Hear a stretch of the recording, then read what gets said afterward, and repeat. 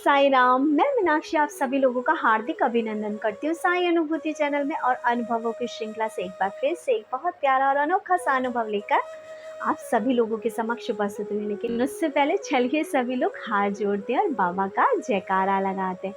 अनंत कोटि ब्रह्मांड नायक राजाधिराज योगी राज परम ब्रह्म श्री सच्चिदानंद सद्गुरु साईनाथ महाराज की जय। ओम साई राम।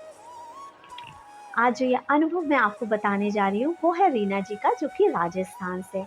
ये कहती हैं कि अभी कुछ टाइम पहले इन्होंने मुझे जब ये अनुभव भेजा था, तब वो दिन था 19 जून का। ये बताती हैं कि इनको रास्ते में पड़ा हुआ एक 50 का नोट मिला और जब ये उस नोट को उठा रही थी तो इनके मन में इच्छा आई कि बाबा काश ये 786 नंबर वाला हो। ये कहती हैं लेकिन ये जो नोट था वो उस डिजिट का नहीं था जिस डिजिट में मैं चाहती थी, यानी 786 का।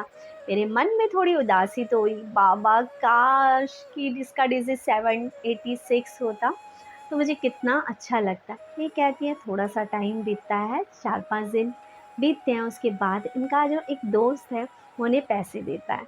ये कहती है कि उन्होंने इन्हें जो पैसे दिए उसमें एक 200 का नोट था और एक 100 का नोट था।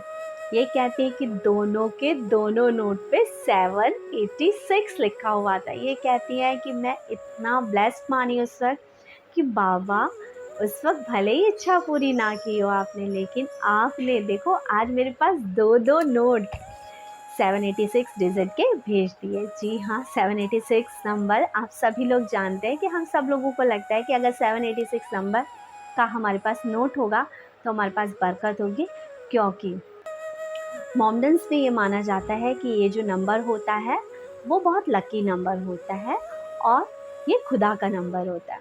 बस इसी के साथ यही कहना चाहूँगी, बाबा हमारी हर इच्छा पूरी करते हैं। बस पूरे विश्वास के साथ बाबा से कहो, बाबा बिल्कुल हमारी इच्छा उसी तरह से पूरी करते हैं जैसे कि हम अपने बच्चों की इच्छा पूरी करते हैं। हमारे बच्चे कभी कभी हमसे ज़िद करते हैं, मम्मी प्लीज़ दिला दो ना, प्लीज़ मम्मी दिला दो।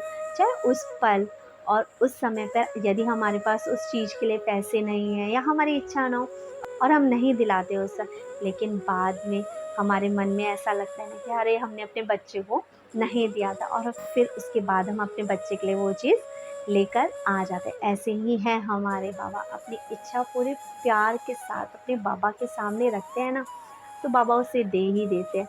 अब देखो, बाबा तो एक है लेकिन वो हज़ारों मुखों से सबके पास जाते हैं, सबको देख रहे हैं। और बाबा टाइम टू टाइम हर इंसान की जो है वो इच्छा पूरी करते हैं, किसी की जल्दी, किसी की देर में। छोटी छोटी इच्छाएं तो बाबा चुटकियां बजा के पूरी कर देते हैं। कुछ चीज़ें हमारे कर्मास की वजह से हमारे पास नहीं आ पा रही होती हैं, लेकिन बाबा उन्हें भी देने की पूरी कोशिश करते हैं।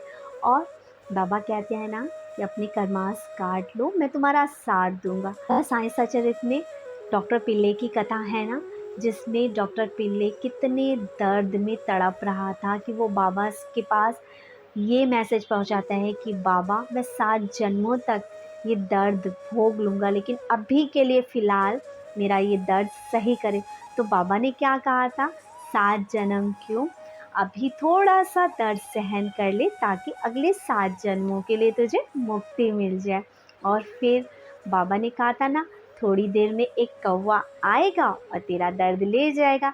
तब उसके बाद अब्दुल नाम का एक व्यक्ति जो वहाँ बाबा के द्वारका माई की सफाई या देख रेख करता था, वो आता है। अचानक से उसके पैर पे लग जाता है। वो बहुत तड़प जाते हैं डॉक्टर पिल्ले, और अचानक से जो उनका घाव था उसमें से 7 नासूर के कीड़े निकल जाते हैं और थोड़ी देर बाद डॉक्टर पिल्ले बिल्कुल सही हो जाते हैं और उनके पैर का दर्द चला जाता है। और ये सच है कि हमें अपने कर्मों का फल ज़रूर मिलता है और बाबा हमारा इसमें साथ देते हैं। यदि हम दुख और विपदा में होते हैं तो हम हमेशा बाबा से कहते हैं, बाबा आप ये क्यों नहीं कर रहे, बाबा आप कर नहीं सकते, मैं आपको मानूंगी नहीं यदि आप मेरा ये काम नहीं करोगे। लेकिन उस क्षण और उस पल कहना चाहिए कि बाबा माना कि ये मेरे कर्माज़ हैं जो मेरे सामने आ रहे हैं, मैं बहुत दुःख और तकलीफ़ में हूँ, फिर भी मुझे पता है कि आप यदि मेरे साथ हो ना, तो मेरा हर दुःख और तकलीफ़ आसानी से कट जाएगा। बाबा मेरा साथ दो, बाबा मुझे सहयोग दो, अपने इस दुःख और परेशानी के टाइम पे मुझे सिर्फ़ आपकी और आपकी ज़रूरत है। बाबा से बाबा को माँगो, बाबा आपके पास आपके दुःख, तकलीफ़ मिटाने ऐसे ही आ जाएँगे जैसे कि माँ और बाप होते हैं। जब हम तकलीफ़ में होते हैं, यदि हम अपने माँ-बापों के गले लग जाते हैं, तो कितना रिलैक्स हो जाता है ना। हम किसी परेशानी में बचपन में फँसे होते हैं, अपने मम्मी-पापा से हम बोल देते हैं और हम रिलैक्स हो जाते हैं और जो भी कुछ होता है वो मम्मी-पापा निपट लेते हैं। बिल्कुल ऐसा ही होता है ना। तो बिल्कुल बाबा भी ऐसे हैं। बाबा को पूरी तरह से समर्पित हो जाइए। अपना सुख, अपना दुःख जो कुछ भी हो, वो बाबा को बताइए और बाबा से सिर्फ़ और सिर्फ़ साथ माँगिए कि बाबा आप मेरा साथ दीजिए।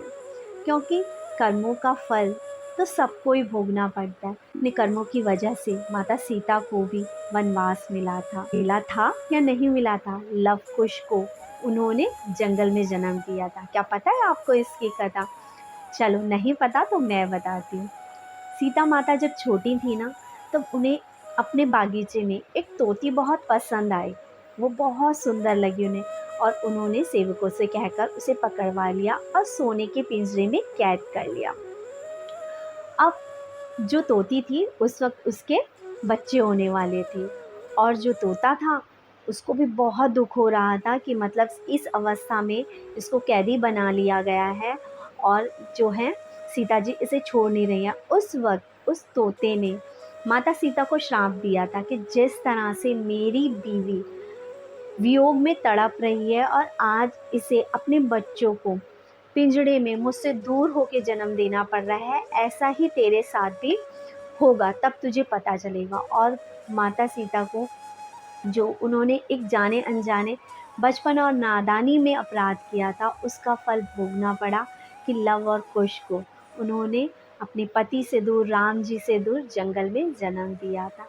तो बस जब कर्म फल से भगवान नहीं बच पाए तो हम इंसानों की औकात ही क्या।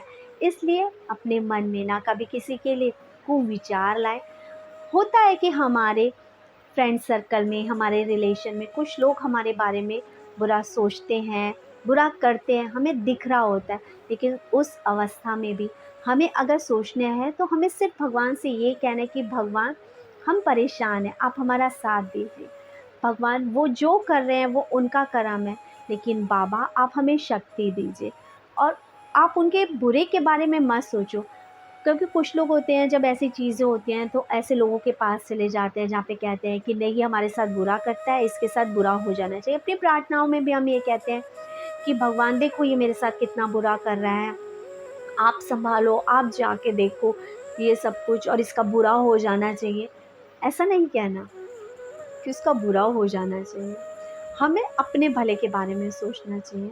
हमें ये कहना चाहिए कि बाबा या जो भी भगवान जिसे भी आप मानते हैं कि ये ईश्वर हमारे संकट को टालो, इस व्यक्ति को सद्बुद्धि दो जो हमारे साथ गलत कर रहा है और बस हमें सँभाल लेना। बस यही इच्छा हमें रखनी चाहिए और जो हमारा प्रभु है वो तो सारे के सारे मन की बात जानता है। बाबा हमारा आदि और अंत सब कुछ जानते हैं। हम किसी से भले ही छुपा लें कि हमारे मन के अंदर क्या है, हम भले ही एक ऐसा ऑरा ओढ़ लें लोगों के सामने कि नहीं हम बहुत अच्छे हैं, हम बहुत भले हैं, हम किसी का बुरा नहीं चाहते, लेकिन जो अंतरात्मा है ना, जब अंतर आत्मा की आवाज़ हमारी जो होती है वो भगवान तक जाती है और भगवान हमारे को अंदर तक जानते हैं कि हम कैसे इंसान हैं और उसी के अकॉर्डिंग हमें फल देते हैं। तो इसलिए डरिए गलत करने से, गलत सोचने से किसी के बारे में। सोचिए तो अच्छा सोचिए, सकारात्मक सोचिए, क्योंकि गीता में भी लिखा है ना कि यदि सुख के बारे में सोचोगे तो सुख मिलेगा, दुख के बारे में सोचोगे तो दुख मिलेगा। तो बस सोचना ही तो है, एटलीस्ट सोच में तो अच्छा सोच ही सकते हैं ना।